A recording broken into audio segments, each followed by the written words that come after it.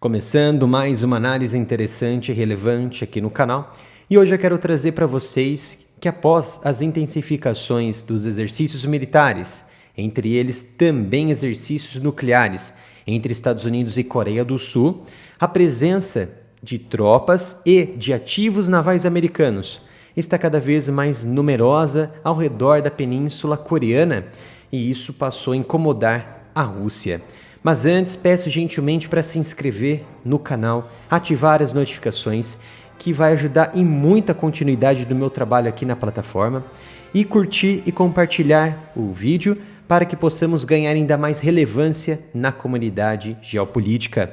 E também você pode ajudar o meu canal, a continuidade do meu trabalho, se tornando membro e fazendo parte do Clube dos Canais. E isso é muito fácil. Se tornando membro, você já vai estar contribuindo diretamente com o meu trabalho e ainda vai ter benefícios como visualizar vídeos exclusivos antes de todo mundo aqui no YouTube e ainda ter os seus comentários destacados e o seu nome destacado nos meus vídeos de análise aqui no canal. Então não perca tempo, você pode se tornar membro e contribuir com o meu trabalho e ter benefícios exclusivos aqui no canal. Então, sem mais enrolação, vamos para o que interessa, que nos últimos anos, os Estados Unidos intensificaram seus exercícios militares com a Coreia do Sul e também com o Japão. Quais os objetivos disso? É manter uma dissuasão armada, tanto convencional quanto nuclear, em maior nível, desde que a Coreia do Norte passou a intensificar o seu programa de armas nucleares. Ou seja, passou a remodelar a sua tecnologia de engajamento, de acoplação, de artefatos, de ogivas na cabeça do míssil e também desenvolvendo tecnologias suficientes para atingir áreas dos Estados Unidos como a pequena ilha de Guam, lá no Pacífico. E também após Kim Jong-un romper as políticas de reaproximação com os sul-coreanos, um desafio também que jogou ali para a Ásia e o Ocidente com o último lançamento de satélite bem-sucedido da Coreia do Norte, que se tornou, é claro, o primeiro satélite em órbita da Terra dos norte-coreanos, graças à última cooperação bilateral com a Rússia. Em troca, é claro, a Rússia conseguiu toneladas e toneladas de munições. Então, após o lançamento do satélite, os Estados Unidos determinaram que Pyongyang, a capital da Coreia, é de fato uma ameaça e, como tal, deve ser dissuadida e observada. Foi então que os Estados Unidos fizeram o quê? Ampliaram seu envolvimento do potencial nuclear entre as duas partes, Estados Unidos e Coreia do Sul. Isso demonstrou aos sul-coreanos que eles podem estar protegidos pelo guarda-chuva nuclear americano e também uma ameaça, uma dissuasão nuclear da Coreia do Norte, dizendo: se vocês atacarem Seul, vocês podem ter muitos problemas com os meus equipamentos, com as minhas armas, com as minhas tropas dos Estados Unidos, que, é claro, vou estar presente aqui na região da Península Coreana. E Seul, é claro, vendo todo esse aparato militar ali na sua porta, ficou mais tranquila, mas não, é claro, os norte-coreanos. No entanto, isso não foi muito bem aceito pela Rússia, principalmente após esses exercícios militares, que foram chamados de Escudo da Liberdade pelos americanos, como uma forma de prontidão contra as atividades da Coreia do Norte, desde o início de março que esses exercícios vêm sendo realizados. Então, os americanos, de fato, o que fazem nessa região?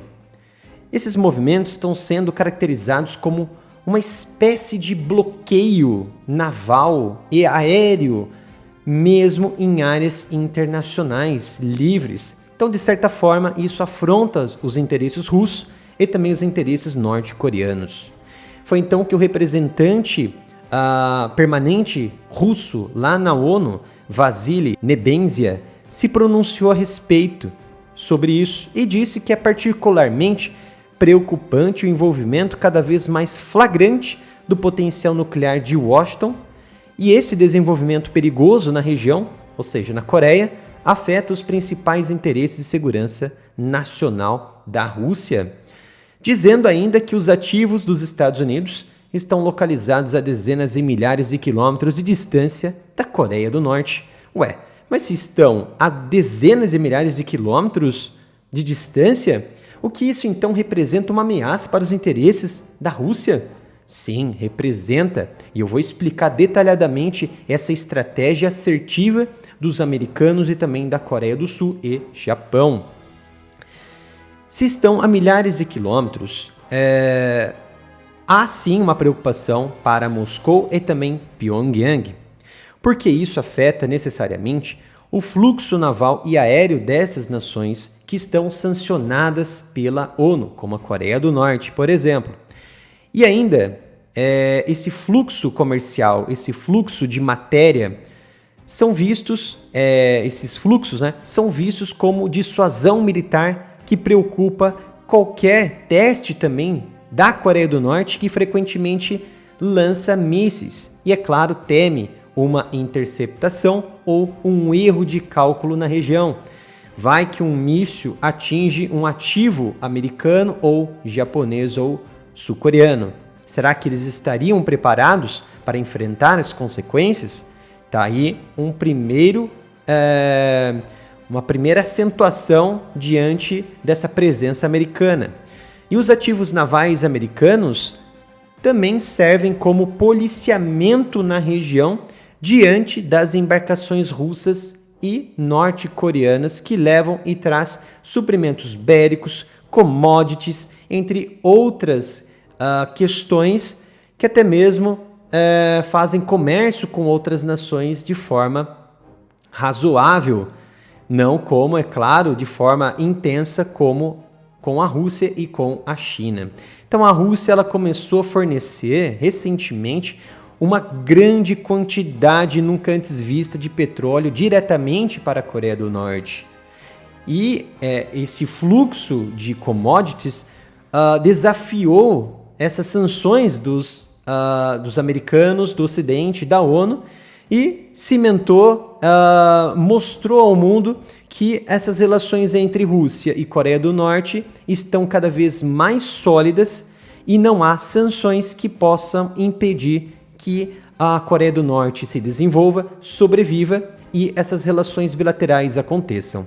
Então, a presença americana é uma ameaça clara para Moscou e Pyongyang. Então, por tudo isso que envolve questões comerciais e também questões bélicas. E como retaliação, o que a Rússia fez?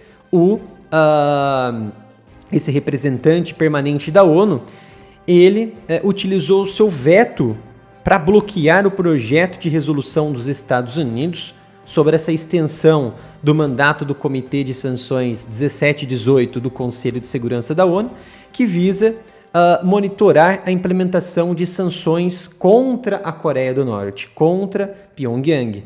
Então essa resolução 1718 ela foi adotada pelo Conselho de Segurança da ONU em resposta a um teste que a Coreia fez, um teste nuclear.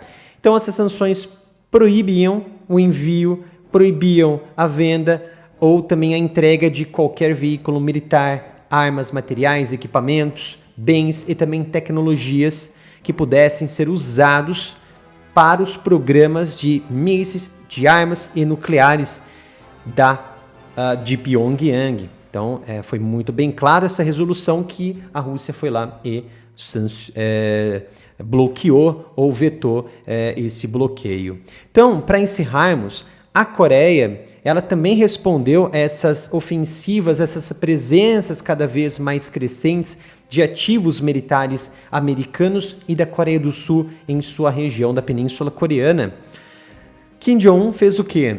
Ele disse que não buscará mais a reconciliação e também a reunificação com a Coreia do Sul e, inclusive, recentemente deu ordens ao seu exército para intensificar a nível de guerra e, inclusive, a indústria de munições, os programas de armas nucleares, os programas de nucleares em si e também os setores de defesa civil, ou seja, quando há um estado de guerra, a defesa civil também precisa estar pronta para essas ofensivas.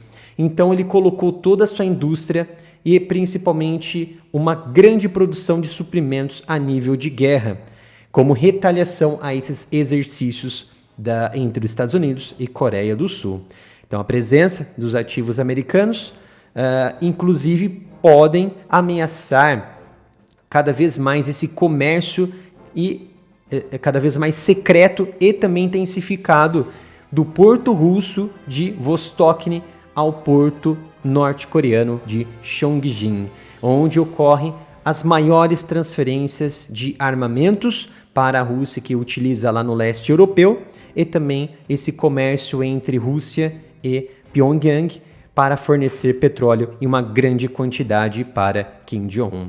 Espero que tenham gostado desta análise de hoje. Não se esqueçam de se inscrever no canal, ativarem as notificações, que vai ajudar muito o meu trabalho aqui na plataforma. Curta e compartilhe o vídeo para que possamos ganhar ainda mais relevância na comunidade geopolítica. Obrigado pela sua presença. Nos vemos no próximo vídeo aqui no canal.